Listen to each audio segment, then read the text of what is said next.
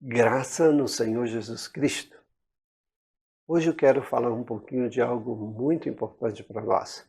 Se encontra em Filipenses 2, versículo 13, que diz assim: Pois é Deus que efetua em vocês tanto o querer quanto o realizar, de acordo com a boa vontade dele.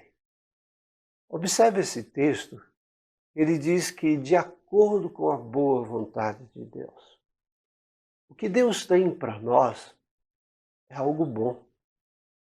A boa vontade de Deus, ou seja, aquilo que existe de especial em Deus para conosco, Ele deseja. Deus disse em Jeremias ao povo que estava no cativeiro que Ele tinha bons pensamentos a respeito daquela nação para dar a eles o fim que eles mereciam, ou que eles desejavam. Assim também, Deus quer o melhor para nós. Mas sabe como Deus faz, como Ele trabalha para a gente entender esse melhor dele para nós? O texto diz que Deus efetua em nós tanto o querer, ou seja, o desejar. Deus ele vai trabalhando pelo seu Espírito Santo na nossa vida para que a gente deseje as coisas do Senhor, para que a gente deseje ir para a igreja, para que a gente deseje amar a Deus, para que a gente deseje Jesus Cristo, para que a gente deseje amar o próximo e perdoar o próximo.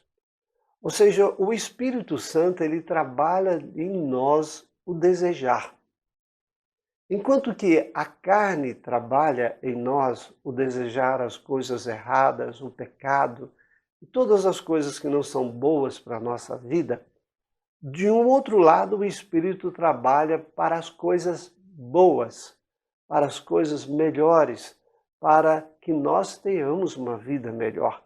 Ou seja, o Espírito Santo vai produzindo um desejo no nosso coração de servir a Deus, de estar na presença de Deus, de ter comunhão melhor com Deus. Mas o texto não diz que Deus só trabalha o desejo. Mas aqui o texto também nos diz que Deus trabalha tanto o querer quanto o realizar. Ou seja, não é ficar só na área interna da nossa vida, dos nossos sentimentos, dos desejos dentro de nós, mas ele trabalha também a parte do realizar, da ação. Ou seja, Deus é o motor propulsor na nossa vida que vai nos levar a agir, a fazer, a desenvolver as coisas de Deus na nossa vida. Isso é muito importante para nós, porque o pecado ele nos cega, o pecado nos leva a não querer fazer as coisas de Deus, o pecado nos leva a não viver Deus.